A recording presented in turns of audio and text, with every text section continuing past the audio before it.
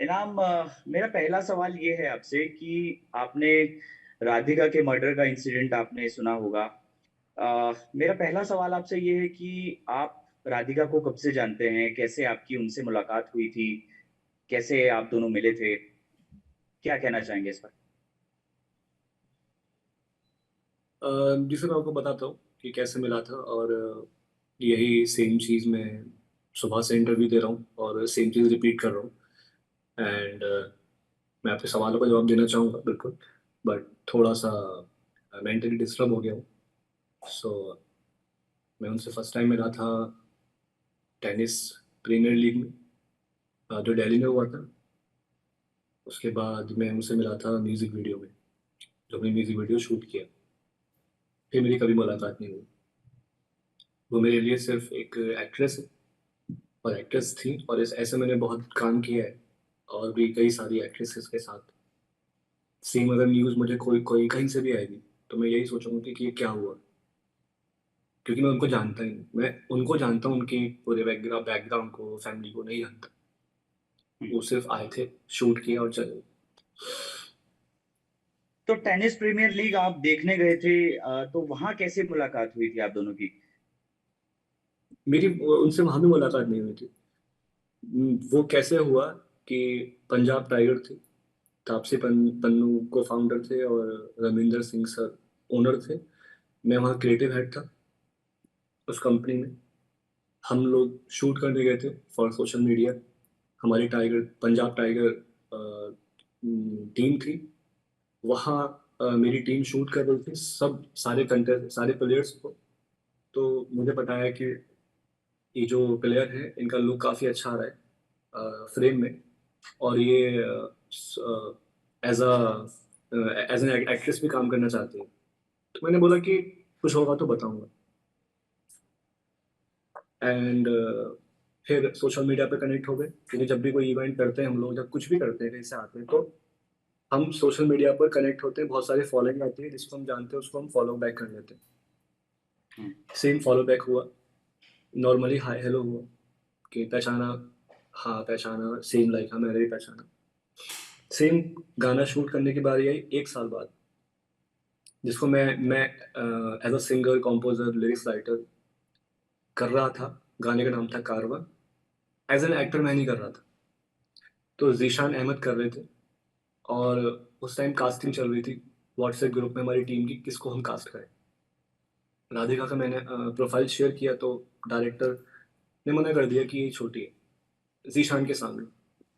और बाकी एक्ट्रेसेस जो थी वो कोई एक लॉक हुई थी। देन जीशान अहमद, उन्होंने बोला कि मैं कंफर्टेबल नहीं हूँ बिकॉज मेरी फैमिली मना कर रही है शूट करने के लिए, इनाम आप कर लो। अब जो कास्ट हुआ था, हुई थी वो मुझसे बड़ी है एज में। तो अगेन हमने राधिका को लॉक कर दिया, क्योंकि हम लोग स्क्रीन पे सही दिखते हैं। और ये एक दिन 2 दिन पहले फाइनल हुआ। हमने राधिका को बोला, राधिका को बताया भी कि ये कोई पेड प्रोजेक्ट नहीं है। हमने सिर्फ उनको एक गुड लक अमाउंट दिया था, जो कन्विंस अमाउंट बोल सकते हैं। 4 से 5 घंटे हमने शूट किया नोएडा में, और उसके बाद मैं कभी नहीं मिला। और हमारी पर्सनल लेवल पे इतनी भी बातचीत नहीं थी कि शूट के बाद हाय हेलो या बाय कुछ भी हुआ हो। सारे सीन डन हुए, वो चले गए, मैं चला गया। क्योंकि ये मेरे लिए नॉर्मल है, मैं ऐसे शूट करता आया हूँ। इंडस्ट्री में मैंने बहुत काम किया है और आगे भी करूँगा। लेकिन ये मेरे लिए बिल्कुल अनएक्सपेक्टेड है जो हो रहा है। और इसको हिंदू मुस्लिम का एंगल भी दिया जा रहा है, जो कि मैं सोच नहीं पा रहा हूँ कि मेरा कोई लेना देना नहीं है ऐसे। इन फ्यूचर अगेन किसी का ऐसे मर्डर हो जाए जो मेरे साथ काम कर चुकी है, तो अगेन मुझ पे बात आएगी या क्या नहीं है। बट राधिका का सोशल मीडिया है नहीं इंस्टा पर अभी कहीं भी। तो वो एक फुटेज मेरे गाने की पड़ी हुई है यूट्यूब पर, इसीलिए वो हाईलाइट ज़्यादा हो रही है। बस इतना ही है। उसके बाद मेरी ऐसी कोई बातचीत नहीं, कोई पर्सनल रिलेशन नहीं, कोई दोस्ती दोस्ती भी नहीं, कुछ नहीं। तो शूटिंग ये कब हुई थी आपकी, इस गाने की? 1 डेढ़ साल पहले। 1 डेढ़ साल पहले। तो कहाँ चली, क्या तक चली थी, और 4 से 5 घंटे शूट चला था। अच्छा। नोएडा में हमने शूट किया था। हम्म। 11 बजे से लेके आई थिंक 5-6 बजे तक शाम को। एक ही दिन हुआ था शूट? एक ही दिन। तो शूटिंग दौरान राधिका की फैमिली में से कोई आया था? फादर, मदर, या फिर अकेली राधिका की, फैमिली? हाँ हाँ, राधिका की मदर साथ में आई थी। एंड राधिका ने मुझे सेट पर ये भी बोला था कि उनके फादर को ये गाना बहुत अच्छा लगा। तो इसका मतलब वो अपने फादर की भी परमिशन लेके आई थी कि उनको फैमिली गाना अवेयर थी बहुत अच्छा मतलब लगा। आपको हाँ कि बिल्कुल। वो शूटिंग करने जा क्योंकि रहे हैं? क्योंकि वहां पर 1-to-1 राधिका और मैं नहीं थे। राधिका की पूरी फैमिली को पता था, मेरे पास बड़ी टीम थी, डायरेक्टर, प्रोडक्शन हेड। तो ये एक तरह से हम बोल सकते हैं कि एक प्रोफेशनल कनेक्शन था राधिका के साथ में।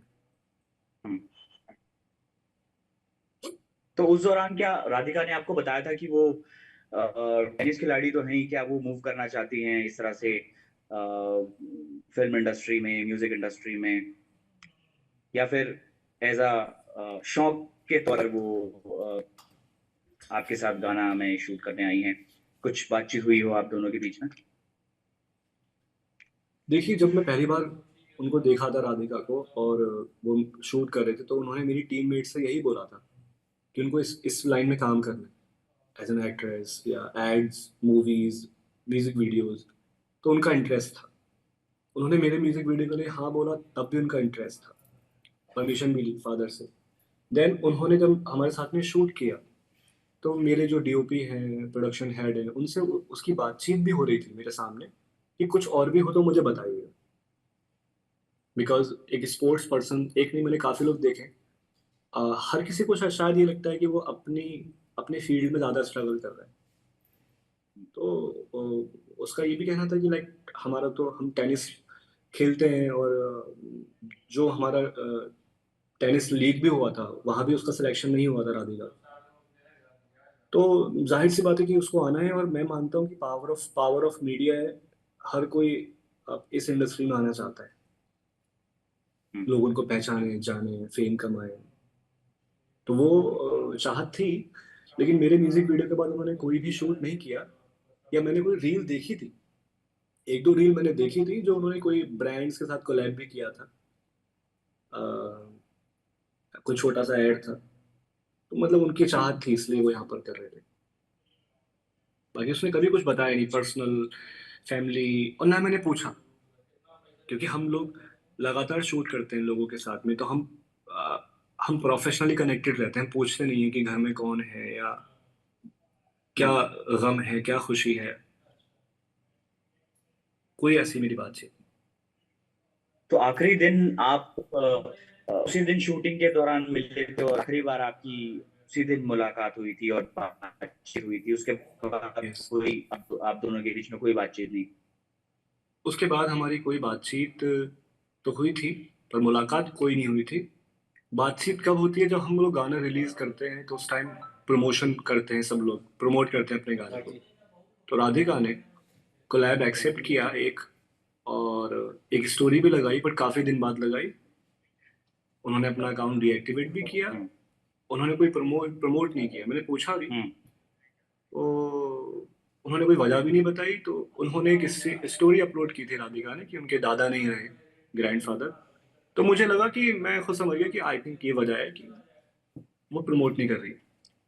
और ये हमारे लिए नॉर्मल भी है, इंडस्ट्री के अंदर ऐसा तो होता है कि उन्होंने हम्म, हम्म।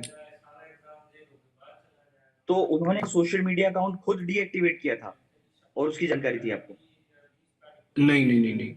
देखिए, ऐसी बहुत सारी गर्ल्स हैं, और ऐसे मेरे बहुत सारे दोस्त हैं जो अपने अकाउंट को डीएक्टिवेट एक्टिवेट करते रहते हैं। और वो हमको कैसे पता हम्म। चलता है कि हमको हमको उनकी स्टोरीज नहीं दिखती। और जैसे ही वो अपना अकाउंट एक्टिवेट करते हैं, उनकी स्टोरीज दिखती। तो मेरे साथ में मेरा गाना प्रमोट उन्होंने किया हुआ था। तो कभी कभी राधिका कोलैब में नहीं दिखती थी, कभी कभी कोलैब में दिखती थी। मैं अपना खुद का अकाउंट चेक करूँ, तो उससे क्या है कि वो अपने अकाउंट को डीएक्टिवेट एक्टिवेट करती रही है 2-3 बार। और ऐसे मेरे बहुत दोस्त हैं जो डीएक्टिवेट एक्टिवेट करते हैं। आपने भी किया होगा, मैंने तो नहीं किया, बट नॉर्मली ऐसा है। तो उससे कोई लेना देना है नहीं है, पर जो मैंने देखा हम्म। तो वो आपको बता रहा अच्छा, ये जो गाना आपने शूट किया था, ये ऐसा भी हूँ। चल रहा है कि ये शायद सोशल मीडिया से हटाया गया था, तो उसका क्या रीजन रहा था? ये जब गाना फेमस नहीं हुआ, लोगों ने नहीं सुना, मेरे जो गाने रिलीज होते हैं एक्ट्रेस के साथ में, एक्ट्रेस के साथ में, तो 5 मिलियन 4 मिलियन व्यूज आते हैं। तो मैंने सोचा कि राधिका भी न्यू है, मैं भी न्यू हूँ, मुझे बाई फेस लोग इतना नहीं जानते हैं, नया सिंगर हूँ। तो मैंने देखा यार ये वाला गाना मेरा वेस्ट हो गया। हम्म, तो मैंने ऐसे 2 3 गाने थे जो मैंने सबको डिलीट कर रहा था मैं, और अभी भी मैंने किए हैं, उनको मैं री रिलीज करता कोई और हम्म, सेलिब्रिटी या कोई और फेस के साथ में। हम्म, तो मेरी यही नीयत थी कि मैं इसको, और मैंने रिक्वेस्ट भी डाली हुई थी, सॉन्ग ड्यू को बोला था कि इसको टेक डाउन कर दीजिए, आज भी मेरा ईमेल पड़ा हुआ है। मैंने सारी वीडियोस आर्काइव कर दिए थे, और इसकी एक वजह और थी कि मैं लास्ट मोमेंट पर कास्ट हुआ था इस गाने के अंदर एज एन एक्टर, जो कि मैं नहीं कर रहा था, और मुझे अपना लुक बिल्कुल अच्छा नहीं लगा। मुझे लग रहा था कि मैं क्या दिख रहा हूँ।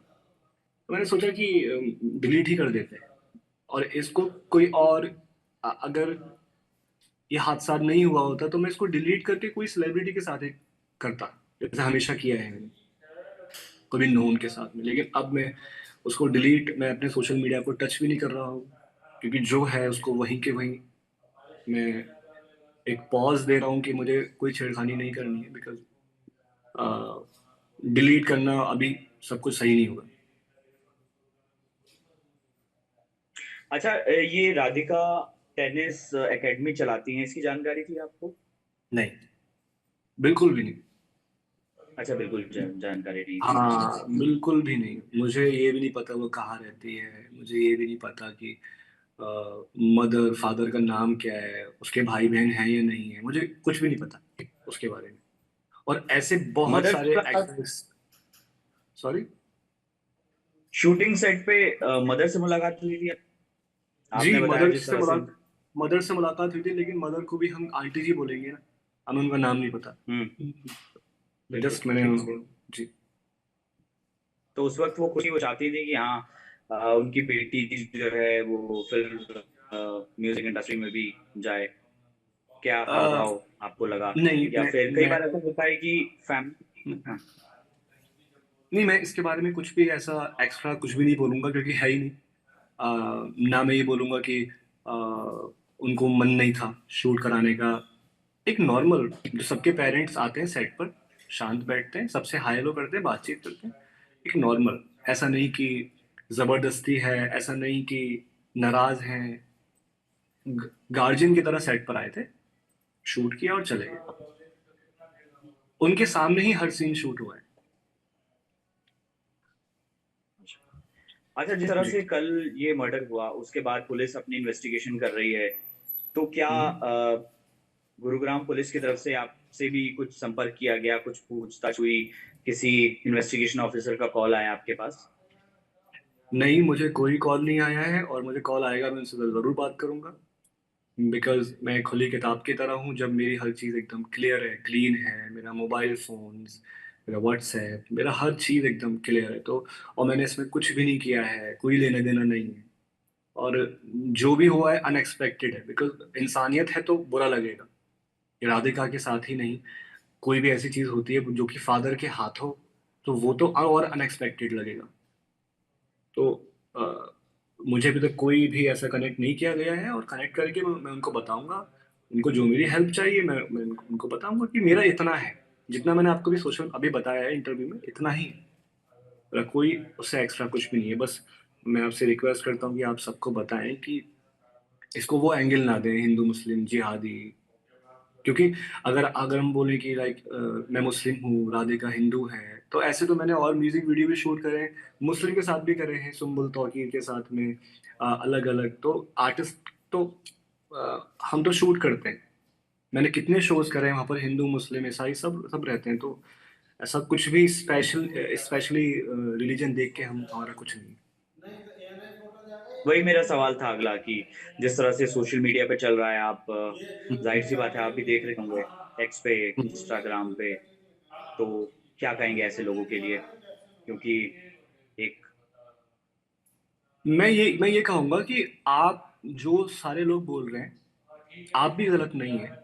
क्यों? ऐसा होता भी है, पांचों उंगली बराबर की नहीं है, अच्छे बुरे हर मजहब में होते हैं। पर आप एक साइड देखकर बोल रहे हैं वो गलत है। आपने कोई एक चीज देखी और आपने उसको जजमेंटल आप हो गए और आपने कुछ बोल दिया, तो वो गलत है। आप हमेशा राइट साइड लेफ्ट साइड दोनों देखें। सिर्फ आपको देखा कि हम्म। मुस्लिम और बोलना शुरू कर दो, नहीं। क्योंकि मैंने बोला पांचों उंगली बराबर की नहीं होती। मैं बचपन से हिंदूज में रहता हूँ, मुस्लिम्स में रहता हूँ, हर मजहब में रहता हूँ। अब मैं दुबई हूँ, अब अलग अलग कंट्रीज के लोगों के साथ में रहता हूँ। तो अगर मैं ऐसे ही कुछ अपने जहन में बैठा लूं कि ये खराब होते हैं वो बुरे होते हैं, तो वो मुझे बुरे ही देखेंगे हमेशा। यही मैं कहना चाहूंगा। चलिए। तो थैंक यू। एक आखिरी सवाल ये है कि पुलिस अगर इन्वेस्टिगेशन में आपसे कुछ पूछताछ करेगी तो आप पूरा सहयोग करेंगे? हाँ बिल्कुल बिल्कुल, अगर मैं ना करूँ तो मेरी गलती है ना। वो मुझे कॉल करेंगे, मुझसे कुछ पूछेंगे, तो वो मुझे बताना है। छुपता वो है जो होता है, जिसने कुछ किया होता है। मैं तो तैयार हूँ। खुली किताब की तरह मैंने कुछ नहीं किया है, मेरा कोई लेना देना नहीं है, मेरा कोई भी ऐसी चैट नहीं है, कोई भी ऐसी कॉल्स नहीं है, मैं कुछ भी नहीं जानता हूँ। तो अभी फिलहाल आप दुबई में हैं अपने शूट के सिलसिले से, अगर आप कुछ कहना चाहें नहीं इस पर। नहीं सर, मैं मुंबई 7 साल रहा, मैं अलीगढ़ से हूँ। एंड मुंबई में मैंने काफ़ी एज एन एक्टर काम किया, और मैंने बहुत सारे एपिसोडिक शोज किए। तो मुझे लाइफ में कुछ और भी करना था। तो मैं कुछ 2 महीने पहले, अभी 3 महीने हो जाएंगे, मैं दुबई आया हूँ। और हमारा यहाँ पर क्लब है सॉइल, जिसको मैं रन करता हूँ। यहाँ इवेंट्स करवाता हूँ, खुद भी इवेंट्स करता हूँ, खुद भी शोज करता हूँ। और मेरा आना जाना मुंबई और अलीगढ़ हमेशा लगा रहेगा। बस मैं एक्सप्लोर करने निकला हूँ, मेरी एज 26 है। तो आप जानते हैं कि लाइक मैं दुबई आया हूँ, वो भी अपने आर्ट में ही काम करना है।